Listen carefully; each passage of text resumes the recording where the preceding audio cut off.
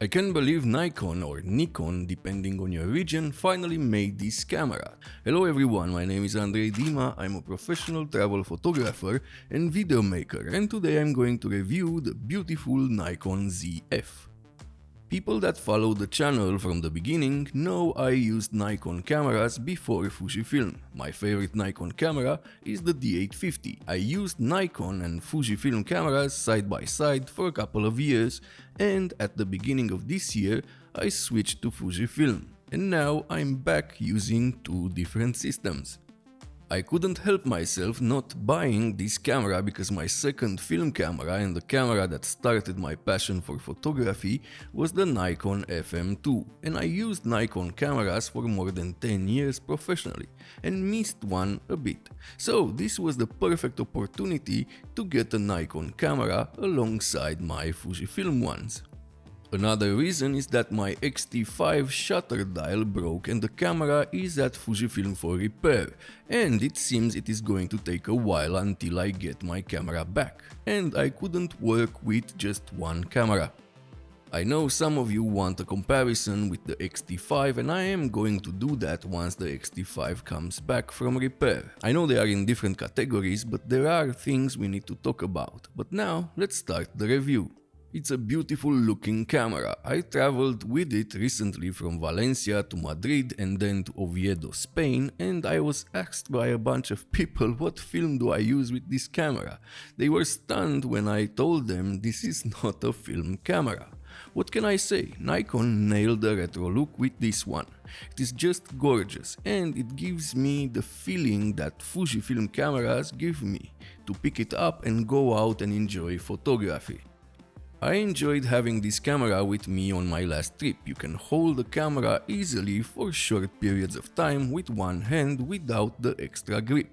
I got the kit with the 40mm f2 and you get the small rig grip as a gift. I know people complained about that, but it is a retro looking camera and I think Nikon made the right decision with the grip here. So there are two sides when it comes to the grip. The one that thinks it is okay the camera has no grip and looks like the FM2 and other Nikon film cameras, and the ones that think because it is a modern camera with a vintage look it should have a grip. And both sides are right, but they ignore one thing: the camera comes with a removable grip for people that want one. And you are going to say, why add a removable grip when you can make the camera with a bigger grip? Because this way you can add or remove the grip and satisfy both sides. Smart move in my opinion. The Nikon ZF is weather sealed and I used it without problems in light rain. This camera is not for people that wanted a Nikon Z6 III. This is the camera that covers the now very popular retro market segment made popular by Fujifilm and Olympus, and I think Nikon made the smart decision releasing a camera like this now. I wanted a camera like this from them for a long time, and now it is here. The money that this camera makes will bring the Z6 III and Z7 III faster to the market. It's a smart move from Nikon and they still need to sell more Z8 cameras. The overall build quality is great. The camera feels tough, but there are some things that are plastic. But the overall build quality is good. The dials are made from brass. That means with time they will get a nice vintage look. I am very tempted to start scratching them to see that golden look, but I will behave myself and let it happen naturally. And yes, just the dials are brass, not the whole body. The rest is magnesium alloy and some parts are plastic, like the bottom plate, the back of the camera behind the screen, and this part here where it says Nikon. I think this has something to do with connectivity, Wi-Fi, Bluetooth. The buttons are nice, and because of 3D tracking I don't miss a joystick on this camera. What I miss is more customizable buttons, a thing I love about Fujifilm cameras. Let's talk about the screen. Yes, a photocentric camera should have a tilt screen, but the reason I like the flip out screen on this one is not because of video, it is because you can turn it around and only use the viewfinder. It's how I use this camera 70% of the time. This fits the retro body better in my opinion, and yes, it is good for video. The leather-like material feels great, just like the one on Nikon film cameras. I like the shutter button. Yes, I've put the soft shutter button from my X-T5 on it until I get the X-T5 back. What color do you think I should put on the Nikon ZF? Tell me in the comments below. The thing that disappointed me is the lack of a sensor shield. I don't know why they didn't add it, but I think it was a mistake. Battery life is great. I know, the same old battery, but with the new processor I think it has better power consumption. I used just one charge for 430 photos and 30 minutes of video, and I still had 2 lines left. Regarding the card, well, cards, I'm okay with that. I'm glad it has some sort of backup. Micro SD cards are quite good these days. I just stuck one in and I think about it like an internal memory. It never comes out. Now let's talk about the mode switch dial. The Nikon ZF has a mode switch dial. You can go between photo, video and black and white. And man, do I love this feature. It looks like a gimmick, but I haven't shot so much black and white since I had the D850. I don't know why, but it makes shooting black and white fun. And the photos look so good straight out of the camera. Image quality, it's great, it is a Nikon camera, nice colors, great dynamic range and very good low light performance. The image quality depends on your lens and I mostly used it with the 40mm f2 that came with the camera and the wide angle lens that I cannot talk about just yet. I still have some Nikon F lenses, but I don't have an adapter yet. The low light performance is great until ISO 6400 and usable until 12800. You can go beyond that if you need to and denoise in post. The new feature in this camera is the improved image stabilization, and what can I say, it is great. I shot half a second handheld shots that were sharp, like this one. Just look at the entrance sign.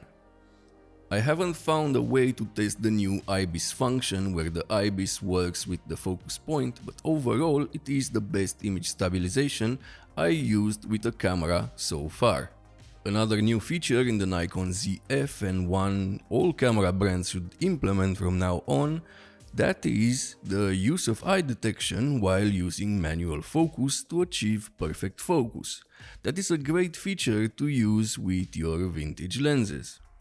The autofocus. Yes, this camera has the same processor as the Nikon Z8 and Z9 and all the so-called AI tracking features, and it works great. It is fast and precise.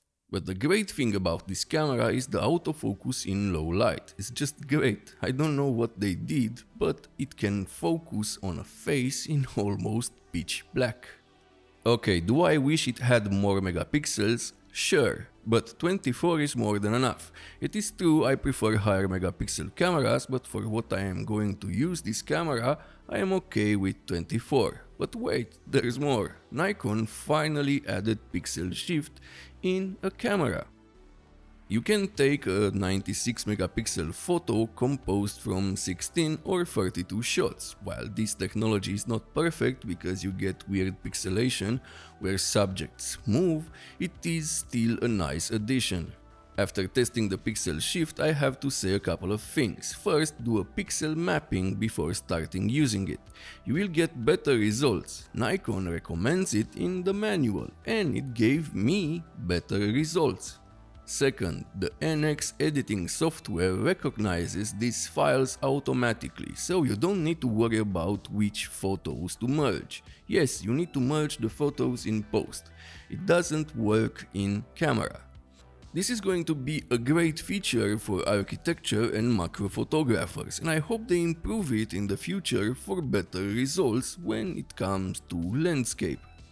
Now let's talk about video. 10-bit 422 internally up to 360 megabits per second, 4K downscaled from 6K, 1080p up to 120 frames per second, 4K 60 with an APS-C crop, a very versatile N-Log. Also you have a flat profile that is very useful. All these features are more than enough for content creation and some commercial work. All these features combined with a great autofocus system, yes, the video autofocus is great even if I tested it on this cheap 40mm f2. I think other lenses will perform better. But even with this small lens, it works great. It is smooth, doesn't work in steps, and it is accurate 95% of the time. Combined with the IBIS, and you get a very good video camera.